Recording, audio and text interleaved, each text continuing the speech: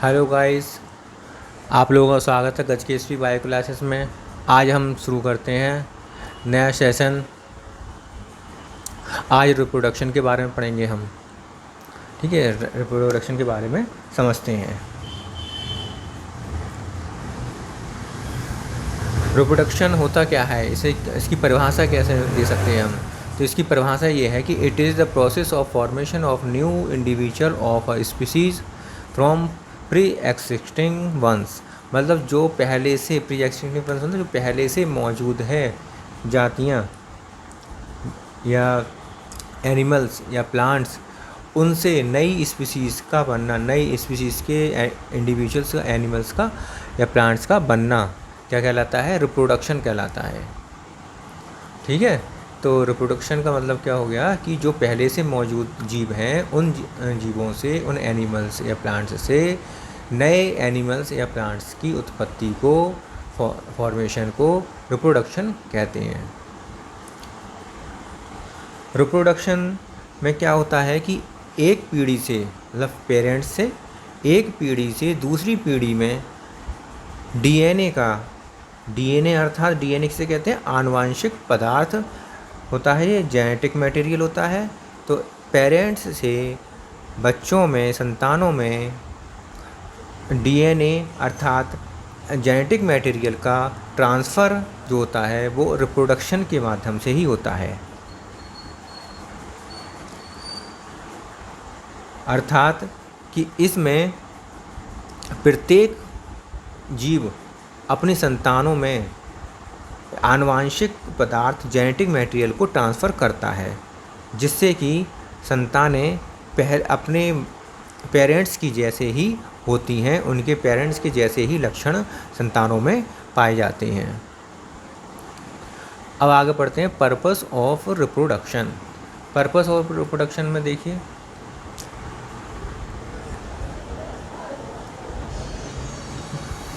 Purpose of reproduction में मतलब क्या क्या पर्पस हैं, क्या क्या उद्देश्य हैं रिप्रोडक्शन के। तो पहला उद्देश्य जो है, पहला पर्पस है पॉपुलेशन ग्रोथ। तो रिप्रोडक्शन जो होता है वो इसलिए किया जाता है जिससे कि पॉपुलेशन में ग्रोथ हो।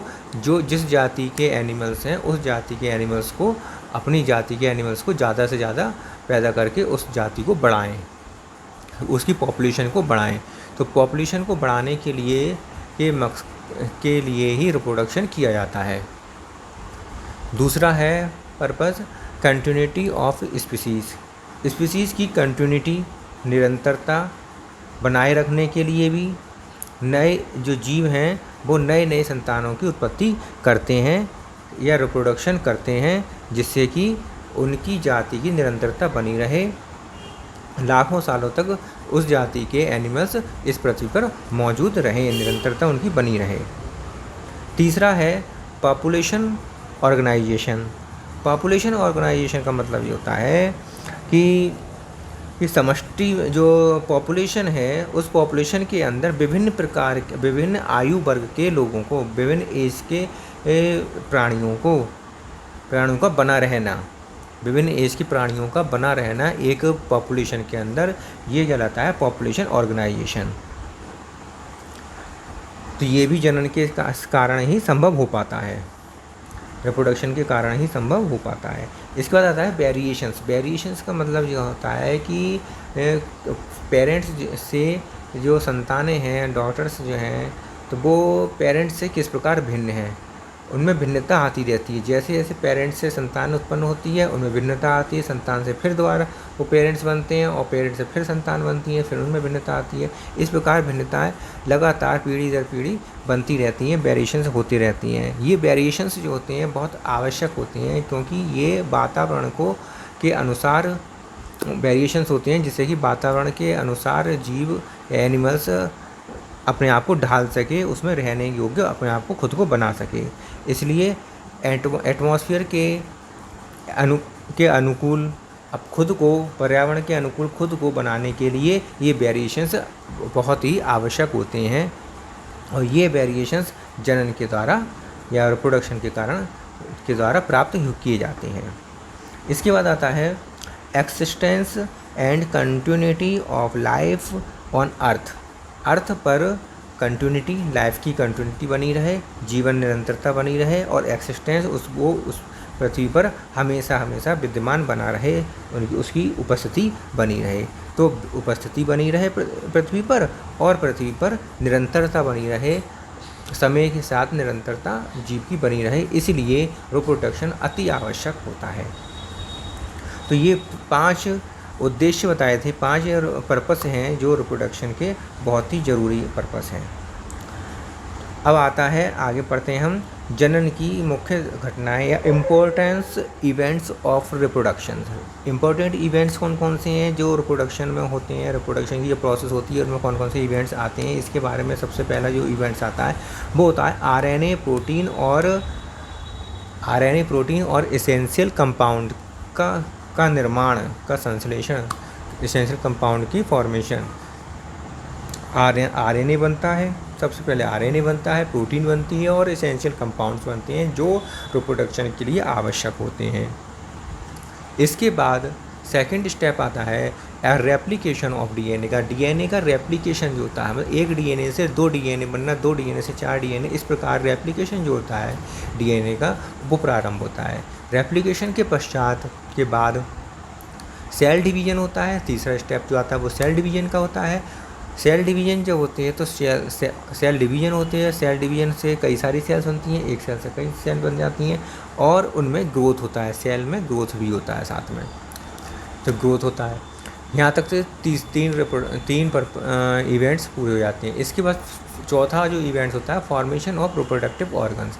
जैसे जैसे सेल्स बन जाती हैं, सेल्स में ग्रोथ हो जाती है, उसके बाद नया एक रिप्रोडक्टिव ऑर्गन्स का निर्माण होता है, रिप्रोडक्टिव ऑर्गन का की फॉर्मेशन होती है, जिसके द्वारा कोई एनिमल या प्लांट्स जनन की क्रिया, रिप्रोडक्शन की क्रिया कर सकता है। रिप्रोडक्शन जो ऑर्गन होता है उसमें रिप्रोडक्टिव पार्ट्स बनते हैं। रिप्रोडक्टिव पार्ट्स कौन से होते हैं? गैमीट का फॉर्मेशन होता है।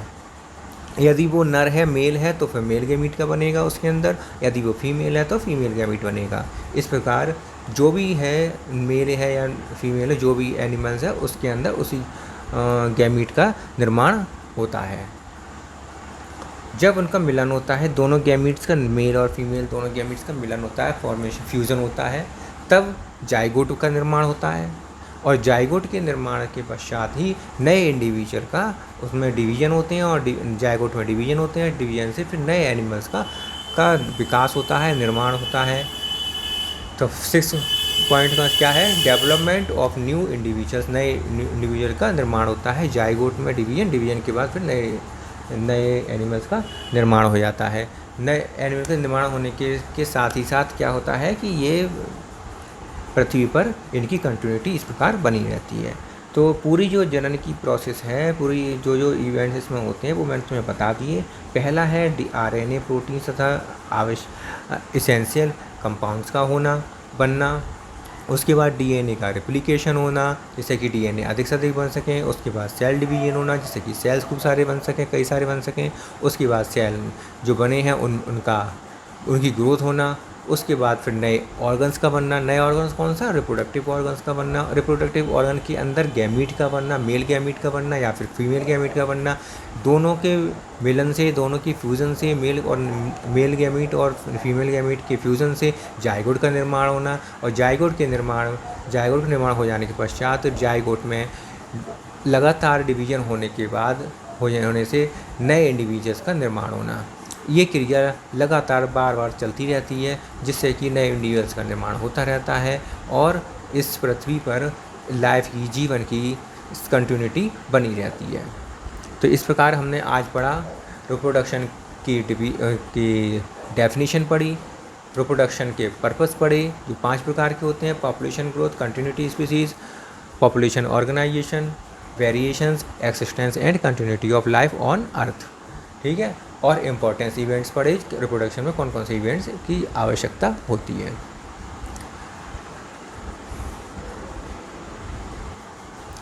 अब मैं आप लोगों से ये कहना चाहता हूँ कि जो लोग मेरे वीडियो देखते हैं वो वीडियोस को लाइक ज़रूर कर दिया करें और शेयर ज़रूर कर दिया करें। लाइक्स बहुत कम आते हैं, बहुत ही कम लाइक्स आते हैं और शेयर शायद इसीलिए मुझे लगता है शायद शेयर आप लोग करते नहीं हैं, वीडियो तो देख लेते हैं लेकिन शेयर नहीं करते हैं। शेयर भी ज़रूर कर दिया करें। और जो लोग नए आए हैं इस हमारे चैनल पर, वो हमारे चैनल को सब्सक्राइब ज़रूर कर लें। ठीक है, धन्यवाद।